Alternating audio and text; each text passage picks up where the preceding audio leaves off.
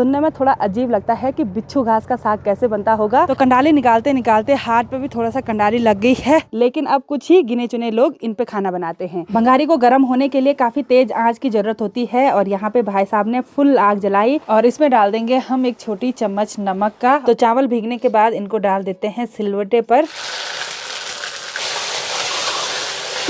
चलिए जी, कंडाली का साग बनने के बाद अब जेठो जी आज का टेस्टी लंच परोसने लग गई हैं। सबसे पहले आप सभी को मेरा प्यार भरा नमस्ते। मेरा नाम है प्रियंका तिवारी और आप सभी का स्वागत है देवभूमि उत्तराखंड के केदार घाटी के खूबसूरत गांव त्रियुगीनान से। आज भी मौसम काफी ठंडा हो रखा है, बर्फबारी तो नहीं हो रही है लेकिन हल्की हल्की बारिश लगातार हो जा रही है। इसी के साथ त्रियुगीनान गाँव का नज़ारा कुछ इस तरह का है। हल्की हल्की बर्फ सारी जगह जमी हुई है और सामने वाली पहाड़ियाँ तो बिल्कुल भी नहीं दिखाई दे रही है। सुबह से उन पे लगातार बादल लगे हुए हैं। लंच बनाने का टाइम हो गया है और अब पहाड़ी चूल्हे पर बैठे हुए पहाड़ी स्पेशल लंच बनाते हैं और गांव के लोग इस बर्फीले ठंडे मौसम में कंडाली का साग बनाते हैं, यानी कि बिच्छू घास का साग बनाते हैं। सुनने में थोड़ा अजीब लगता है कि बिच्छू घास का साग कैसे बनता होगा और बहुत ही टेस्टी होता है बिच्छू घास का साग।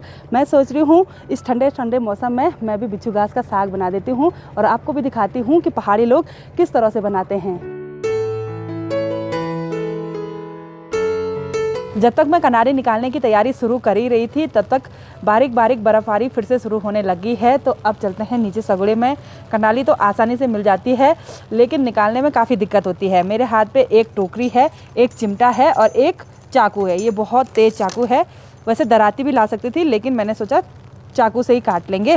तो अब चलते हैं कंडाली निकालने के लिए। हमारे किचन गार्डन के नीचे की साइड ये जितना भी हरा हरा दिखाई दे रहा है ये सब कंडाली के पौधे हैं और अभी टावर का जनरेटर सुबह से ऑन है क्योंकि लाइट नहीं है गांव में। तेज़ बर्फबारी होने भी लगी है तो यहाँ से हम कंडाली निकाल देंगे, लेकिन यहाँ नीचे अगर बर्फ़ में फिसल गए ना तो सीधे नीचे कंडाली में जाके गिरेंगे, तो सेफ्टी से निकालना पड़ेगा।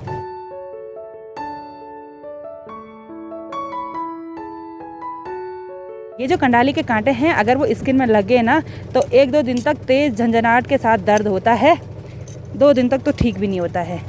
तो यहाँ पे काफ़ी सारी कोमल कोमल कंडाली है और जो पत्तियाँ बूढ़ी हो चुकी है ना उनको मैं ऐसे झाड़ रही हूँ। तो थोड़ा सा कंडाली मैंने इस वाले पौधे से निकाली है। इतनी कोमल कंडाली थी यहाँ पे और अब दूसरे पौधे के पास चली जाती हूँ और यहाँ से ऊपर आना ना बहुत मुश्किल है, तो बालेश्वर मेरा हाथ खींचेगा। हे बाबा, बर्फ़ में फिसलने का बहुत ज़्यादा डर है। अगर फिसल गए ना तो कंडाली भी खाएगी, फिर हम कंडाली नहीं खा पाएंगे, कंडाली हमको खा लेगी। और देखिए होंठ उलझने लगे हैं।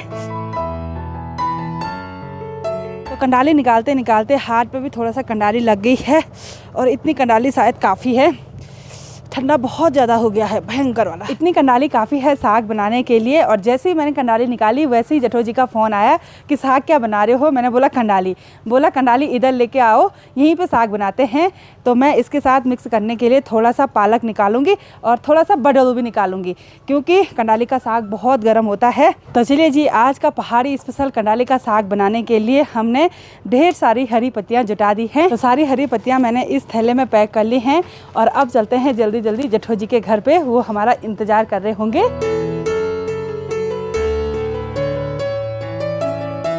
तो इधर साइड ये पूरा गौशाला वाला एरिया है। लोगों ने अपनी गाय भैंस अंदर बांधी हुई हैं और यहाँ गौशाला के दरवाजे पे देखिए कंबल और शॉल वगैरह टांके हुए हैं जिससे हवा अंदर न घुसे। प्रणाम, ठीक ठाक। और छोटे छोटे स्कूली बच्चे भी इंटरवल में लंच करने के लिए घर आ गए हैं। और ये भी सॉल्ट रास्ते से आ रहे हैं इंटरवल में घर खाना खाने के लिए। भूख लगी? हाँ। कैसे जाओगे इस रास्ते से? यहाँ पे तो बहुत फिसलन हो रखी है ना। अब देखेंगे तब है। आराम से जाओ।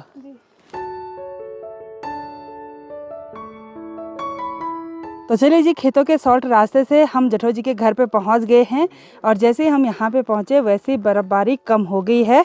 तो अब चलते हैं डायरेक्ट किचन में। तो जेठो जी किचन के बाहर पे हमारा इंतजार कर रही थी। देर तो नहीं हुई आने में? अच्छा। और यहाँ पे देखिए बंगारी को पोत के रखा हुआ है। तो जिसको हम बंगारी बोल रहे हैं वो कांसे का कुछ इस तरह का बर्तन होता है। इसका मुँह काफ़ी चौड़ा होता है और सेम टू सेम एक भड्डू भी होता है, उसका मुँह थोड़ा सकरा होता है। इस पर चावल बनाए जाते हैं और भड्डू पे दाल बनाई जाती है। पहले के ज़माने में लोग ज़्यादातर इन्हीं बर्तनों पे खाना बनाते थे, लेकिन अब कुछ ही गिने चुने लोग इन पे खाना बनाते हैं। तो आज हम इसी बंगारी पे पहाड़ी चूल्हे पर चावल बनाएंगे और जेठो जी ने देखिए सुप्पू पे चावल भी अच्छी तरह से छान के रखे हुए हैं। तो अब देरी नहीं करेंगे, जल्दी जल्दी लंच तैयार कर देते हैं।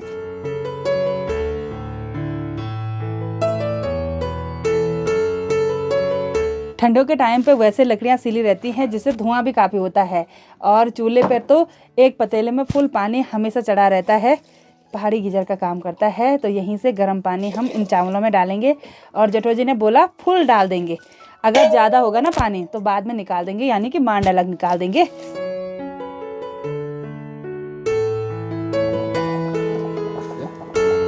बंगारी को गर्म होने के लिए काफ़ी तेज़ आंच की ज़रूरत होती है और यहाँ पे भाई साहब ने फुल आग जलाई तो बंगारी में चावल भी उबलने लगे हैं। और यहाँ पे देखिए 2 कढ़ाई में भाई साहब ने कुछ बनाया है। एक पे बनाई है आलू की खिचौड़ी और एक पे बनाई है हरी राई की सब्जी। और यहाँ पे देखिए घर की जो लाल मिर्च है उनको भी भून के रखा हुआ है। आप लोग सोच रहे होंगे हम तो कंडाली का साग बनाने वाले हैं, फिर ये आलू की खिचौड़ी और हरी सब्जी किसके लिए बनाई। एक्चुअली जेठो जी की सासू की तबीयत खराब है तो उनको कंडाली का साग नहीं देना है, वो सेहत के लिए बहुत गर्म होता है, तो इसीलिए उनको आलू की खिचौड़ी और हरी सब्जी बनाई है। फिर उसके साथ चावल और रोटी खाएंगे। जब तक अंदर चूल्हे पर बंगारी पे चावल बनके तैयार होते हैं तब तक हम कंडाली और उसके साथ पालक और बडलू को अच्छी तरह से धो लेते हैं।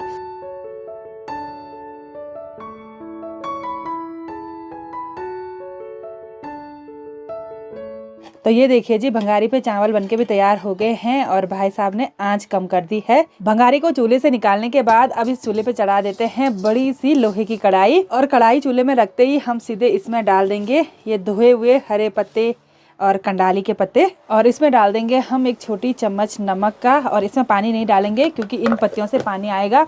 और सीधे रख देंगे इसमें एक थाली ढक्कन, कुछ इस तरह से। इसको अच्छी तरह से हम बॉयल करेंगे।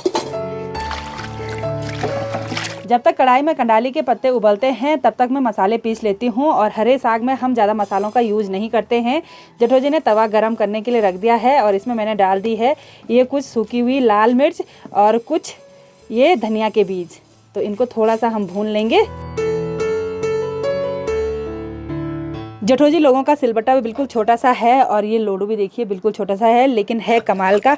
इससे मसाले अच्छी तरह से पीसे जा रहे हैं। मसाला पीसने के बाद इनको निकाल देंगे हम कटोरी में। मसाला पीसने के बाद अभी सिलबट्टे का काम ख़त्म नहीं हुआ है। मैंने एक कटोरी पे थोड़ा सा चावल ले लिए हैं और इनको हम भिगोने के लिए रख देंगे गर्म पानी में। तो जब तक इस कटोरी में चावल भीगते हैं तब तक मैं इस कढ़ाई में इन पत्तों को देख लेती हूँ। और ये देखिए जी पत्ते पूरी तरह से उबल चुके हैं। तो इनको निकाल देंगे हम डायरेक्ट इस प्लेट पे। वैसे हम करछी से भी कढ़ाई में घोट सकते थे, लेकिन घोटने में थोड़ा टाइम लगेगा, तो हम इसको डाल देंगे सीधे सिलबट्टे पे और सिलबट्टे पर इसको बारीक पीस लेंगे। तो सिलबट्टे पर मैंने इन पत्तियों को बारीक पीस लिया है, तो इसको निकाल देंगे प्लेट पर। और अभी भी सिलबट्टे का काम ख़त्म नहीं हुआ है, तो चावल भीगने के बाद इनको डाल देते हैं सिलबट्टे पर। और थोड़ा सा ही चावल मैंने भिगोने के लिए रखे हुए हैं, तो इनको भी बारीक पीस लेंगे। चावल पीसने के बाद सिलबट्टे का काम भी ख़त्म होता है और अब कंडाली बनाने की प्रोसेस शुरू करते हैं और सिलबट्टे को साइड रख देते हैं। तो अब फिर से चढ़ा देते हैं चूल्हे पर ये बड़ी सी लोहे की कढ़ाई। कढ़ाई में तेल गरम हो गया है और अब इसमें डाल देंगे ये 2 सूखी लाल मिर्च। लाल मिर्च अच्छी तरह से भुन गई हैं और अब इसमें डाल देंगे ये कुछ सरसों के दाने। सरसों के दाने अच्छी तरह से चटक गए हैं और अब इसमें डाल देंगे कटी हुई लहसुन। लहसुन अच्छी तरह से ब्राउन हो गई है और अब इसमें डाल देंगे ये हरा पेस्ट। कंडाली के पेस्ट को तेल में 2 मिनट तक अच्छी तरह से भूनने के बाद अब हम इसमें मसाले डाल देंगे और मसालों को भी अच्छी तरह से मिक्स कर देंगे। मसाले को भी 2 मिनट तक अच्छी तरह से भूनने के बाद अब मैं इसमें डाल दूंगी ये चावल का पेस्ट और इसको भी अच्छी तरह से मिक्स कर लेंगे। 2 मिनट तक अच्छी तरह से इसको भूनने के बाद अब इसमें डाल देंगे गरम पानी।